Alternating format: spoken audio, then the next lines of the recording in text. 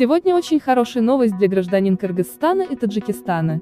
Киргизия и Таджикистан сделали совместное заявление по ситуации на киргизско-таджикской границе. Перед началом видео не забудьте подписаться на канал и поставьте лайк. Информацию по итогам переговоров подтвердили в Государственном комитете национальной безопасности КР. Киргизия и Таджикистан сделали совместное заявление по ситуации на киргизско-таджикской границе. Информацию по итогам переговоров подтвердили в Государственном комитете национальной безопасности КР. Фото – Назим Каландаров, ТАСС. Фото – Назим Каландаров, ТАСС. Фото – Назим Каландаров, ТАСС. В ведомстве сообщили, что стороны сумели найти компромисс и разрешить осложнение ситуации мирным путем. Между руководителями госкомиссий по делимитации и демаркации госграницы Киргизии и Таджикистана был подписан протокол.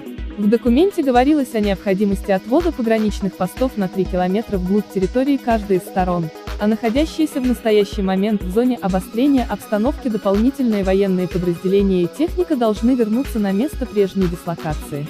В дальнейшем любые действия на государственной границе должны предварительно согласовываться с представителями сторон. Также рекомендовано усилить разъяснительную работу с населением. В настоящее время все эвакуированные мирные жители возвращаются в свои дома. Дорогие мои друзья, не забудьте подписаться на канал и поставьте лайк.